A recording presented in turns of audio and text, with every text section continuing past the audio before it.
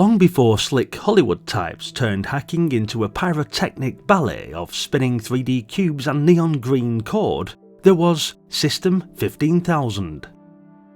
A game that took a far more plausible approach to the art of digital espionage, sitting at your keyboard, dialing numbers and hoping you didn't get caught. And you know what? It was brilliant. Ever since war games made it cool to break into top secret computer systems using little more than a telephone and a teenage attitude, we've been quietly fascinated by the hacker mythos. In the UK, we'd had our own dabblings, from gently encouraging the pound to collapse in the early 80s to having a good rummage around royal inboxes via Prestel. All very above board, obviously. So it was a bit surprising it took this long for someone to distill the whole cloak and modem vibe into a home computer game. I mean, obviously we also had Hacker, which is also on the channel, but this one was a bit more grounded, less arcade flashy, and nailed that authentic slow burn tension of real 80s modem hacking.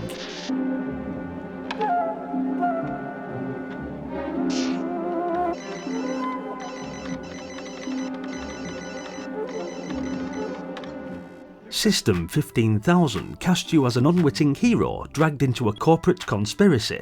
Your mate, Mike, has been poking around a shady outfit called Realco, who've helped themselves to a cheeky $1.5 million from a mutual friend. Trouble is, Realco are rather fond of mafia tactics, and Mike, in a display of true British cowardice, flees to Tibet with nothing but a yak and a hunch, leaving you to sort it all out. Armed only with a floppy disk, a few scribbled codes, and the dubious promise of help from someone called Jeff, who it turns out is about as helpful as a chocolate firewall. You must track down the money by connecting to various remote computer systems via simulated phone lines.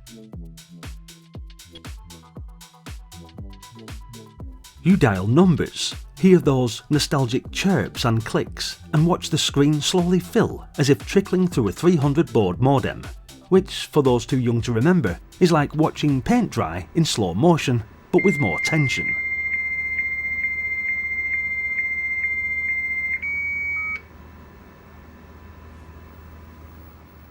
And it works. The realism here is surprisingly effective. You really do feel like you're infiltrating something you probably shouldn't be. The systems range from corporate and functional to curiously flashy, and every successful connection feels like a tiny victory. Not every game tank in the grid. Get there! There's even a moment early on where your connection is severed because the phone company starts scanning your line. This initially lasts a minute. Later it happens for 10. No warning, no countdown, just a line of dots and your own creeping doubt. It's simultaneously frustrating and brilliantly atmospheric.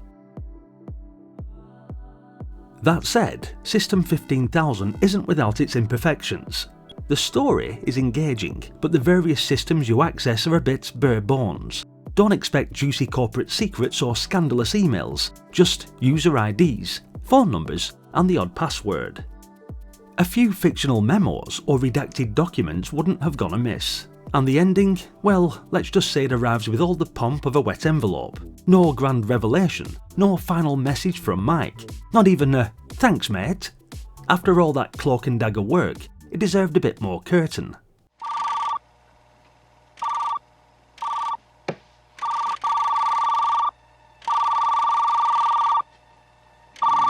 I'll let you figure out how to get to the end yourself, but there is help out there in the form of walkthroughs. Still, despite its flaws, there's something irresistibly charming about System 15000. It oozes authenticity in a way few other games of the time managed. While Activision's Hacker may have been slicker and flashier, this one nails the gritty, no-nonsense realism of the 80s tech culture. It's a true original, the first proper hacking sim, and a bloody good one at that.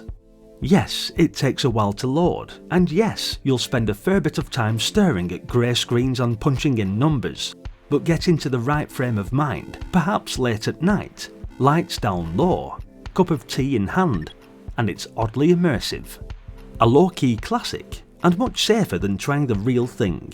Plus, No one's going to kick your door in for playing this. Big thumbs up.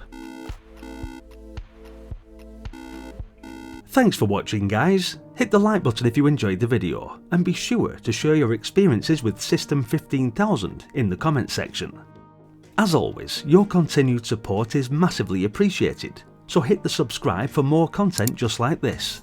Check out the various playlists on the channel for more Commodore Amiga or Commodore 64 titles, and maybe stick around as there's another one coming up right now.